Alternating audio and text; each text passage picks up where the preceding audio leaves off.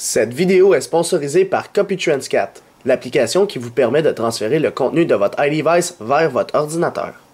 Bonjour, c'est iPod chez Oppo et aujourd'hui je vais vous montrer l'application AnyLock pour votre iDevice Jailbreak le fait 5.0+. AnyLock c'est quoi? C'est une application qui est payante sur Cydia Store au prix de 2$, dans le fond 99$, et ce qu'elle permet de faire c'est d'ajouter les widgets du centre de notification directement sur le lock screen ainsi que plus d'options pour customiser votre lock screen.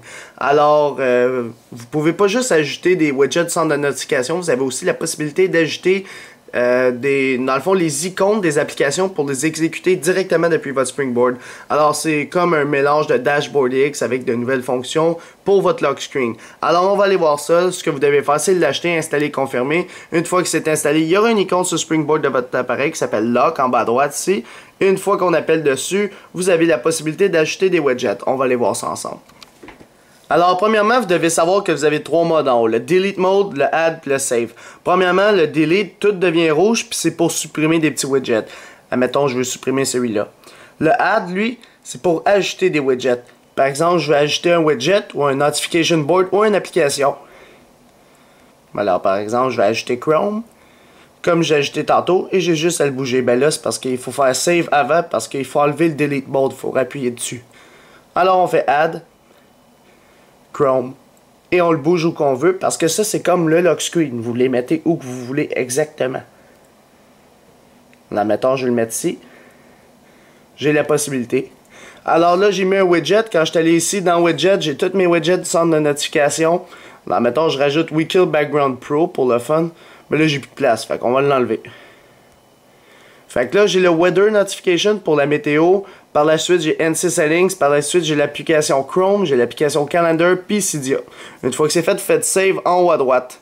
Une fois que c'est fait, ça veut dire votre lock screen a été sauvegardé avec succès. Ça, c'est la seule utilité de l'application Lock sur votre Springboard.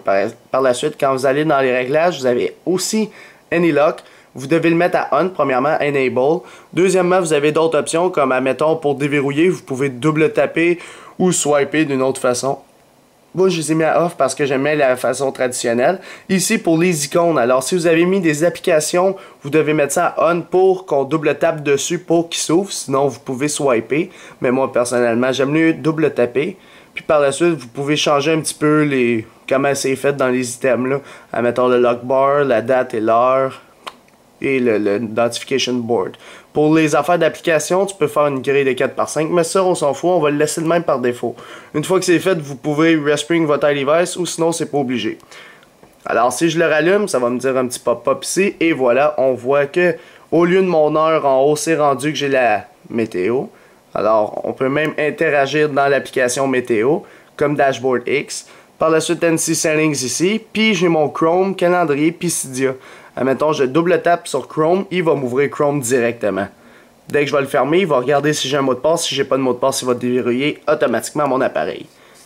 Même chose pour calendrier puis Cydia. Alors, si je double tape sur le calendrier, ça va m'ouvrir mon calendrier. Puis si je reverrouille et je reviens, puis je double tape sur Cydia, ça va m'ouvrir Cydia. Alors, c'est tout pour AnyLock pour votre iDevice 5.0+. Alors, pour l'application AnyLock, je donnerai un total de 4 étoiles. Alors, pourquoi 4 étoiles? Parce que personnellement, l'application AnyLock est bien pensée pour mettre des widgets et même des applications directement sur notre lock screen. Ça a été pas vu avant. Puis aussi, tu as d'autres fonctions comme changer la façon de déverrouiller ton iDevice, l'heure, la date en haut, l'enlever ou la remettre, etc. Fait que tu as plusieurs options, c'est pour ça que je l'ai mis 4 étoiles. Vous, qu'est-ce que vous pensez de l'application AnyLock? Combien d'étoiles vous y mettrez juste dans la description? Mais plus dans les commentaires ci-dessous sur YouTube seulement. Alors mettez votre note en étoile et par la suite, une note publique va être attribuée pour cette application. Et c'est tout pour AnyLock pour votre iDevice 5.0+.